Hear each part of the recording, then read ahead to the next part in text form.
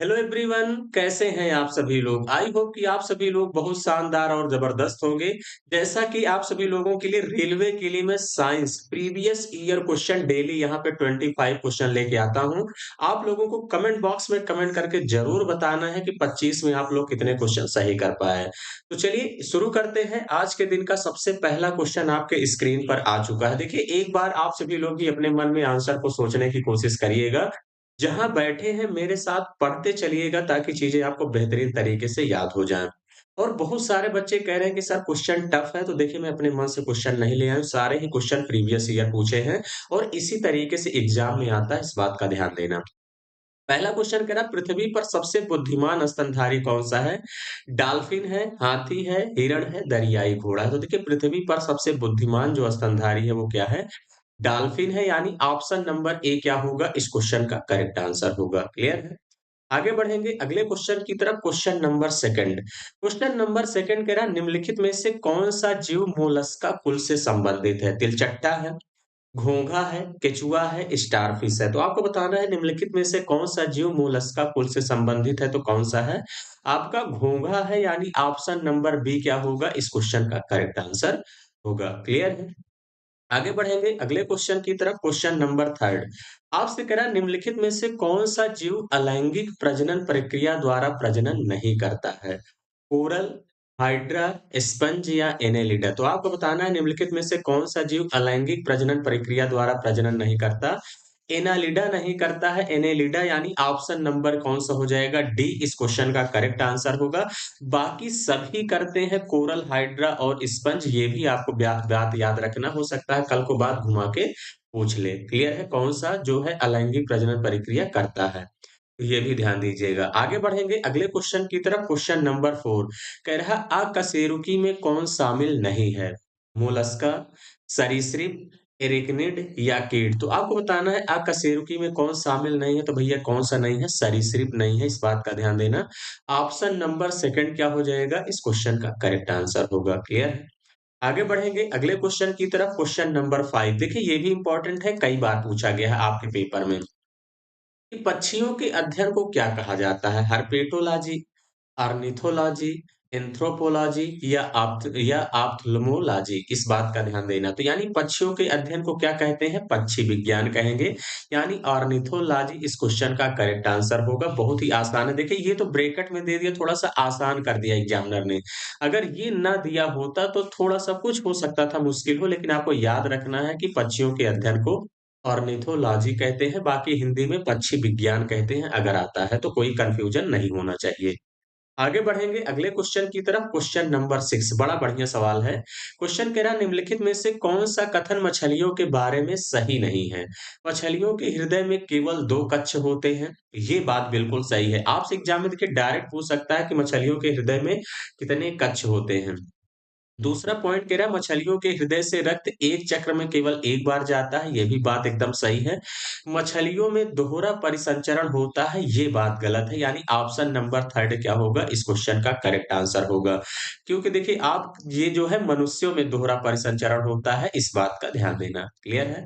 मछलियों के गलफड़ों के माध्यम से रक्त पंप किया जाता है, ऑक्सीजन युक्त हो जाता है। बात बिल्कुल सही है, यानी थर्ड वाला ही क्या होगा? सही नहीं है, यही इस क्वेश्चन का राइट आंसर होगा। क्लियर है? चलिए आगे बढ़ेंगे अगले क्वेश्चन की तरफ। क्वेश्चन नंबर सेवन कह रहा है, सामान्य घरेलू मक्खी का प्राणी नाम क्या है? प्राणी नाम का मतलब आपसे क्या पूछा है? साइंटिफिक नेम, यानी वैज्ञानिक नाम क्या है? इस बात का ध्यान देना। तो ट्रिटिकम एस्टिबम, मस्का डोमेस्टिका, फैनिया या होमोसेपियंस। तो देखिए ये तो मनुष्य का है, ये नहीं होगा।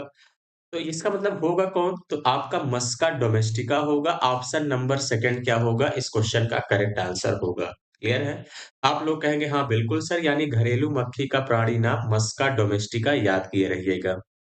अगला पॉइंट कह रहा है, तितली के जीवन चक्र में तीसरे चरण यानी लार्वा के बाद क्या कहा जाता है? लार्वा के बाद क्या बनता है?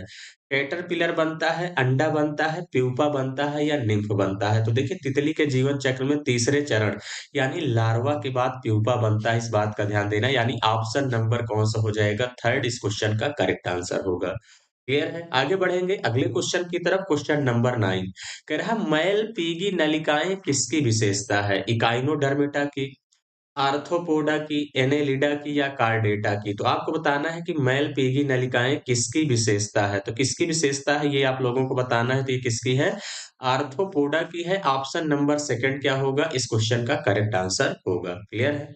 आगे बढ़ेंगे अगले क्वेश्चन की तरफ, क्वेश्चन नंबर 10 आपसे कह रहा निम्नलिखित में से किसके पास 4 कक्षी हृदय होता है? तो अभी-अभी हमने आपसे बताया कि मछली में कितने कच्छी हृदय होते हैं, तो आप लोग कहेंगे सर 2 होते हैं। अब मेढक में कई बार पूछा गया है कितने कच्छी हृदय होते हैं, तो ये 3 कच्छी होते हैं। अब देखिए समुद्री घोड़ा अश्विन ये भी एक टाइप की मछली है, तो इसमें भी 2 ही कच्छी होते हैं, ध्यान देना। तो इसका मतलब मोर बचा, मोर में ही क्या होते हैं? 4 कच्छी हृदय होते हैं और मनुष्य में भी 4 कच्छी हृदय होते हैं, इस बात का ध्यान देना। क्लियर है? तो ये इतनी चीज़ें आपके एग्ज़ाम में ज़्यादातर मोस्ट आप केस में मेढक वाला आपके पेपर में पूछा गया है। क्लियर है? लेकिन एनटीपीसी ने पूछा है तो मोर इस क्वेश्चन का करेक्ट आंसर होगा, मोर का भी पूछा गया है, 4 कच्छे हृदय होते हैं। आगे बढ़ेंगे अगले क्वेश्चन की तरफ, क्वेश्चन नंबर 11 आपसे कह रहा निम्नलिखित कोशिका अंगकों में से कौन पौध कोशिका में पाया जाता है लेकिन पशु कोशिका में नहीं पाया जाता है? तो आपको ये बताना है इसमें से कौन-सा जो है पौधे में पाया जाता है लेकिन पशु कोशिका में नहीं पाया जाता? हरित लवक, अंतःप्रद्रव्ययी जालिका, सूत्रकणिका, राइबोसोम। तो इसमें कौन-सा देखिए सीधा-सीधा कर सकते हैं, पौध कोशिका में क्या पाया जाता है? हरित लवक पाया जाता है, इस बात का ध्यान देना यानी ऑप्शन नंबर ए ही क्या होगा, इस क्वेश्चन का करेक्ट आंसर होगा। क्लियर है? आगे बढ़ेंगे अगले क्वेश्चन की तरफ। देखिए जो बच्चे नए हैं चैनल से ज़रूर जुड़िए, आपको काफ़ी हेल्प मिलने वाला है। मैं प्रीवियस ईयर क्वेश्चन सब कुछ यहाँ से science, GK, GS railway special के लिए कवर कराने वाला हूँ, मैथ्स और रीज़निंग सब कुछ बेहतरीन तरीके से, बस आपको मेरे साथ बने रहना है। अगला पॉइंट कह रहा है निम्नलिखित में से कौन-सा पौधा ब्रायोफाइटा से संबंधित है? मार्सिलिया है, देवदार है, कैलेडोफोरा है या मर्चेंटिनिया है? तो देखिए निम्नलिखित में से कौन-सा पौधा ब्रायोफाइटा से संबंधित है? तो कौन-सा है भैया? आपका मर्चेंटिनिया है यानी मर्चेंटिया है, इस बात का ध्यान देना। ऑप्शन नंबर 4 क्या होगा? इस क्वेश्चन का करेक्ट आंसर होगा। क्लियर है? आगे बढ़ेंगे अगले क्वेश्चन की तरफ, क्वेश्चन नंबर 13 कह रहा है निम्नलिखित में से कौन-सा शैवाल प्रोटीन से भरपूर होता है और अंतरिक्ष यात्रियों द्वारा भोजन के पूरक के रूप में उपयोग किया जाता है? अब देखिए अंतरिक्ष में भोजन ले जाना संभव नहीं क्योंकि यहाँ से ले जाएँगे तो अंतरिक्ष में 6 गुना भार बढ़ जाता है, ये तो आप लोगों को पता है। तो इसका मतलब ये है कि अगर भोजन कितना ले जाएँगे, तो इसीलिए क्योंकि उन्हें जो है भरपूर प्रोटीन चाहिए तो इसलिए वो 2 चीज़ों का इस्तेमाल करते हैं। तो सबसे पहला नंबर ए और ऑप्शन नंबर सी यानी स्पुरुलिना और क्लोरेला ये 2 चीज़ें ले जाते हैं, ध्यान देना। इन दोनों को आपको याद रखना है क्योंकि यहाँ भी एबीसीडी करके ऑप्शन था जिसको मैंने यहाँ पे हटा दिया है, तो इसलिए आपका ए हो जाएगा, सी हो जाएगा। यानी ए और सी इस क्वेश्चन का करेक्ट आंसर होगा। क्लियर है? यानी स्पुरुलिना और क्लोरेला इसी का उपयोग किया जाता है, अंतरिक्ष यात्री करते हैं। क्लियर है? बात समझ गए? ए, सी इस क्वेश्चन का करेक्ट आंसर होगा। आगे बढ़ेंगे अगले क्वेश्चन की तरफ, क्वेश्चन नंबर 14 कह रहा है निम्नलिखित में से कौन-सा जीवित जीवाश्म वृक्ष का उदाहरण है? Ginkgo biloba, plumeria, silver oak या ड्रायोप्टेरिस। तो बताना है निम्नलिखित में से कौन-सा जीवित जीवाश्म वृक्ष का उदाहरण है, तो कौन-सा है? गिंको बाइलोबा इस क्वेश्चन का करेक्ट आंसर होगा ऑप्शन नंबर फर्स्ट। क्लियर है? आगे बढ़ेंगे अगले क्वेश्चन की तरफ, क्वेश्चन नंबर 15 पुष्प पुष्प में कह रहा स्त्री केसर क्या है? एक नर जनन अंग है, एक लिंगी है, एक मादा जनन अंग है, द्विलिंगी है। देखिए पुष्प में जो स्त्री केसर है ये क्या है? एक मादा जनन अंग है, यानी ऑप्शन नंबर 3 क्या होगा? इस क्वेश्चन का करेक्ट आंसर होगा। आगे बढ़ेंगे अगले क्वेश्चन की तरफ, क्वेश्चन नंबर 16 कह रहा है निम्नलिखित में से कौन-सा मुख्य ऊतक है जो पौधे में पानी को उसकी जड़ों से पत्तियों तक पहुँचाता है? 5 स्टार लगा लो। क्योंकि एग्ज़ाम में ये क्वेश्चन ज़रूर देखने को मिलता है और कई बार पूछा भी गया है कि कौन-सा मुख्य ऊतक है जो पौधे में पानी को उसकी जड़ों से पत्तियों तक पहुँचाता है? तो क्या होता है? कोलेनकाइमा है, पैरेन्काइमा है, फ्लोएम है या जाइलम है, तो क्या हो जाएगा भैया? जाइलम। देखिए जाइलम जा से जड़ याद करिए, जा से जाइलम यानी आपका जड़ से कहाँ तक ले जाता है? पत्ती तक पहुँचाता है, इस बात का ध्यान देना पानी को यानी जल को। क्लियर है? ऑप्शन नंबर 4 इस क्वेश्चन का करेक्ट आंसर होगा। आगे बढ़ेंगे अगले क्वेश्चन की तरफ। अगला कह रहा है निम्नलिखित में से किस पौधे में छिपे हुए प्रजनन अंग होते हैं? किसमें होते हैं? इपोमिया में, मार्सिलिया में, पाइनस में, देवदार में। तो देखिए ऐसे-ऐसे क्वेश्चन आपको मिलेंगे जो कभी सुने नहीं होंगे, ध्यान देना। लेकिन याद करना है निम्नलिखित में से किस पौधे में छिपे हुए प्रजनन अंग होते हैं? तो भैया मर्सिलिया में होते हैं। ऑप्शन नंबर सेकंड क्या होगा? इस क्वेश्चन का करेक्ट आंसर होगा। क्लियर है? आगे बढ़ेंगे अगले क्वेश्चन की तरफ, क्वेश्चन नंबर 18। ये भी इम्पोर्टेंट है, लेकिन बहुत सारे बच्चे कन्फ्यूजन में गलत करते हैं, ध्यान दीजिएगा। हरे पौधे और कुछ जीवाणु अपना भोजन स्वयं बनाते हैं, वे निम्नलिखित में से कौन-सी पोषण प्रक्रिया अपनाते हैं? मृतोपजीवी, स्वपोषी, परजीवी, होलोजोइक पोषण। तो देखिए हरे पौधे कुछ जीवाणु अपना भोजन जो स्वयं बनाते हैं, उन्हें कहते हैं स्वपोषी पोषण, यानी ऑप्शन नंबर सेकंड क्या होगा? इस क्वेश्चन का करेक्ट आंसर होगा। जो परजीवी पोषण होते हैं, वो कौन से होते हैं? मनुष्य। क्लियर है? इस बात का ध्यान देना।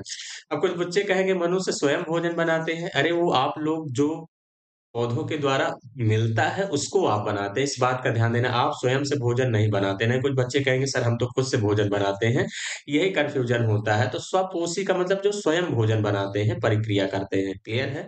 ऑप्शन नंबर सेकंड इस क्वेश्चन का करेक्ट आंसर होगा। आगे बढ़ेंगे अगले क्वेश्चन की तरफ, क्वेश्चन नंबर 19। आपसे कह रहा है ब्रेसिका कैम्पेस्टिस किस पौधे का वानस्पतिक नाम है? मक्का का है, सामान्य गेहूँ का है, मोती का है या जंगली सरसों का है? तो किसका है भैया? ये जंगली सरसों का है। ऑप्शन नंबर 4 क्या होगा? इस क्वेश्चन का करेक्ट आंसर होगा। आगे बढ़ेंगे अगले क्वेश्चन की तरफ, क्वेश्चन नंबर 20। आपसे कह रहा है लाइकेन एक ऐसा जीव है जो किस पर नज़र रखता है? गैस प्रदूषण पर, जल प्रदूषण पर, मृदा प्रदूषण पर, वायु प्रदूषण पर। तो देखिए लाइकेन एक एक ऐसा जीव है जो किस पर नज़र रखता है? वो वायु प्रदूषण पर रखता है। ऑप्शन नंबर 4 क्या होगा? इस क्वेश्चन का करेक्ट आंसर होगा। क्लियर है? आगे बढ़ेंगे अगले क्वेश्चन की तरफ, क्वेश्चन नंबर 21 कह रहा है सेब से संबंधित रोग को किस रूप में जाना जाता है? तो देखिए आप लोगों के एग्जाम में क्वेश्चन ऐसा पूछा जाता है, सेब से संबंधित रोग, आलू से रोग, गेहूं से, धान से। मैं सब कुछ आपको कवर कराऊंगा, बस आपको मेरे साथ बने रहना, इस बात का ध्यान देना डेली। इसीलिए मैं कहता हूँ कि चैनल को आप लोग सब्सक्राइब कर लीजिएगा, तो आपको शानदार तरीके से डेली मैं 25 क्वेश्चन यहाँ पे पढ़ा रहा हूँ। देखिए ज़्यादा समय भी नहीं लगता, आप लोग 10-12 मिनट में वीडियो समाप्त हो जाती है। बाकी आप 2-3 बार देख लेते हैं तो चीज़ें दिमाग में सेट हो जाएँगी। तो सेब से संबंधित रोग कौन-सा है? रेड रस्ट रोग है, टिक्का रोग है, ग्रीन ईयर रोग है, फायर ब्लाइट है। तो कौन-सा है? आपका फायर ब्लाइट है। ऑप्शन नंबर 4 क्या होगा? इस क्वेश्चन का करेक्ट आंसर होगा। आगे बढ़ेंगे, क्वेश्चन नंबर 22 कह रहा है मैग्नोलियोफाइटा पुष्पीय पादप होते हैं जिन्हें क्या कहा जाता है? टेरिडोफाइटा कहते हैं या जिम्नोस्पर्म कहते हैं या एंजियोस्पर्म कहते हैं या ब्रायोफाइटा कहते हैं। तो जो मैग्नोलियोफाइटा पुष्पीय पादप होते हैं इन्हें कहा जाता है एंजियोस्पर्म, यानी आवृतबीजी होते हैं। ऑप्शन नंबर थर्ड क्या होगा? इस क्वेश्चन का करेक्ट आंसर होगा। आगे बढ़ेंगे, क्वेश्चन नंबर 23 कह रहा है निम्नलिखित में से कौन सी विशेषता गूदेदार पादपों की नहीं है? पत्तियां नहीं होती हैं, तना होता है, जड़ें होती हैं, सूखा प्रतिरोधी। तो कौन सा गूदेदार पादपों में नहीं होता जिसमें कह रहा है पत्तियां नहीं होती हैं? यही आपका क्या हो जाएगा? इस क्वेश्चन का करेक्ट आंसर होगा। ये विशेषता नहीं है। क्लियर है? आगे बढ़ेंगे अगले क्वेश्चन की तरफ, क्वेश्चन नंबर 24। कह रहा निम्नलिखित सभी पौधों में क्या छोड़कर रेशेदार जड़ें होती हैं? यानी किसको इसमें से छोड़कर रेशेदार जड़ें होती हैं?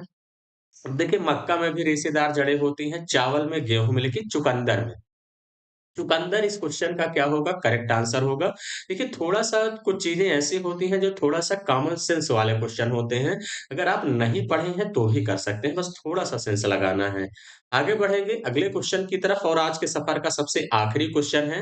निम्नलिखित में से कौन-सा पादप मूल ग्रंथ में पाए जाने वाले राइजोबिया जीवाणु के साथ परस्पर सहजीवी संबंध के कारण वायुमंडलीय नाइट्रोजन का स्थिरीकरण नहीं करता है? फाइकस, लेंटिल, चने, मूंगफली। तो निम्नलिखित में से कौन-सा पादप कह रहा है मूल ग्रंथ में पाए जाने वाले राइजोबिया जीवाणु के साथ परस्पर सहजीवी संबंध के कारण वायुमंडलीय नाइट्रोजन का स्थिरीकरण नहीं करता है? तो कौन-सा नहीं करता है? फाइकस नहीं करता। ऑप्शन नंबर फर्स्ट इस क्वेश्चन का करेक्ट आंसर होगा। क्लियर है? तो चलिए 25 में आप लोग कितने क्वेश्चन सही कर पाए ये कमेंट बॉक्स में कमेंट करके ज़रूर बताइएगा। वीडियो को आप लोग ज़रूर लाइक और शेयर किया करिए अपने दोस्तों के साथ। तो चलिए कल फिर मिलेंगे बेहतरीन और शानदार 25 क्वेश्चन के साथ। तो आज के लिए इतना ही। Thank you, all the best.